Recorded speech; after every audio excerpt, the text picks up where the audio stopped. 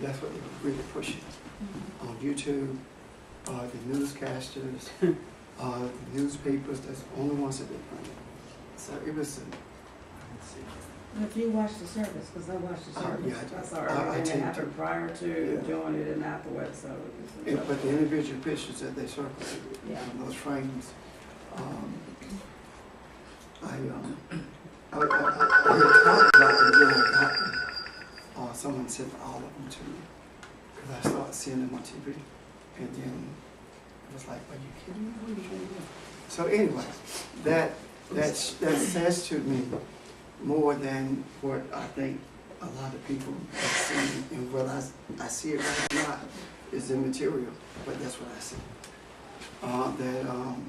The same old thing, the friction that's attempted to be created between an African American man and a blonde-headed white woman. And a mad black woman sitting over him because this him in her presence disrespecting her is the image that they were portraying. And that was not what happened. So the objective is to take the focus off what's real and create what you want it to be.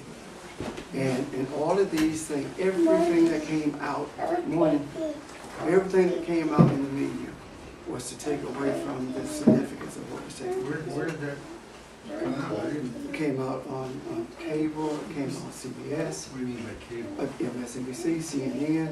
It came out on CBS, NBC. Then the thing about this, not only the selfie, but the shaking of the hand of Raul Castro. All of that was to take away from, everything was done to take away from the significance of what was the spiritual significance. And again, I'm not talking about the spiritual. I'm talking about a reversal of spiritual slave trafficking. A reversal of that whole spirit. About is from that coast came all of the what appeared to be darkness and slave trafficking, right?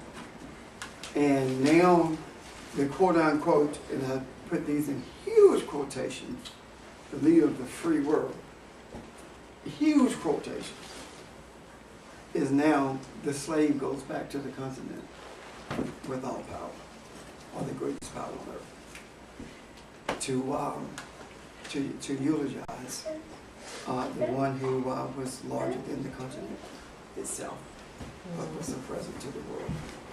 The sense of forgiveness is eulogized by the one who suffered at the hands of those who were that kind of thing. Is that not a reconnection though? Yes, that's exactly what I'm talking about. Okay. Yeah. So it's much larger than what I can see at this moment, but I do know that it has extreme spiritual significance because, as I said,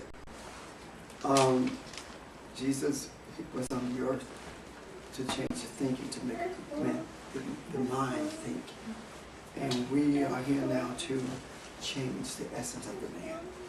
We are here now to bring the Adam into focus of himself. There is no real sense of self-awareness when we start talking about it from a spiritual perspective.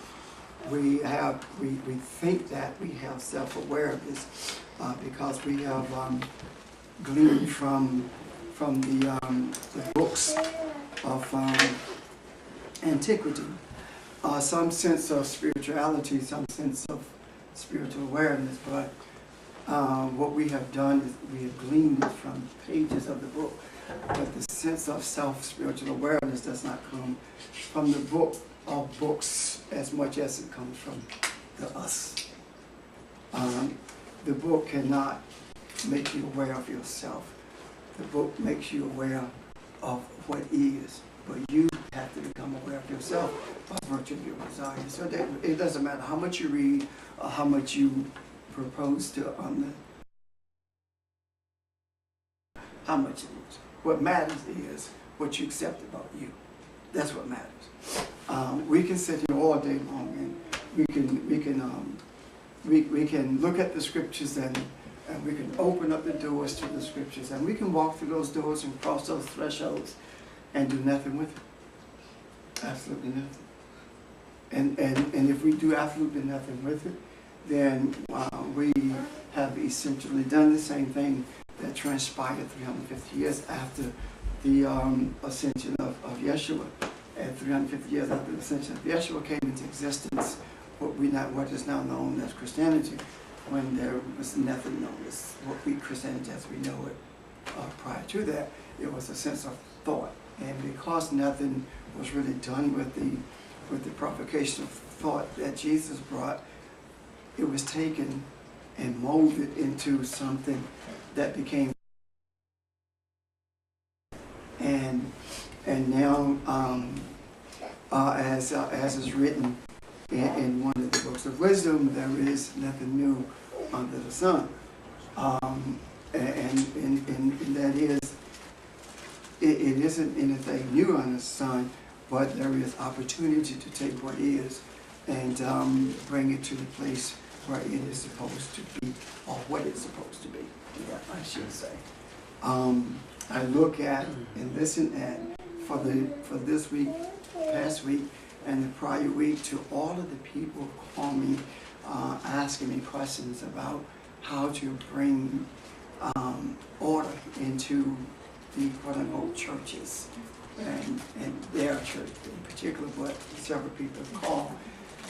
And it's like there is an uprising. There is uneasiness. There is a readiness for change, and people are being opened and not understanding that they're being opened. What we see as chaotic circumstances or disorder is actually not so much disorder as it is an upheaval taking place, and it's like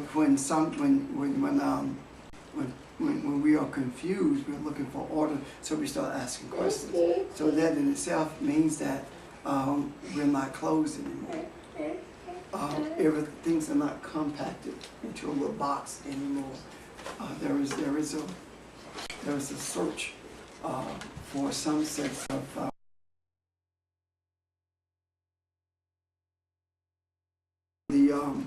what we call the civil rights movement. Everything seemed to be chaotic. But what it was an opening up of opportunity to make things different. And that's what's happening right now in the realm of the spiritual. There is an opportunity for everything to be what it was designed to be. And we as beings are actually we are not beings as much as we are a being, and we have to get to the place where we realize that the Elohim or the Allah is the idea of sacred unity, the oneness of everything that is, and we are not that yet, even though opportunity for that is available. And I'm going to take it a step further. Yeshua was not that either, and Yeshua never became that. The Elohim or the Allah, he never became that. He became, the awareness that he came to was this, the Adam that he is.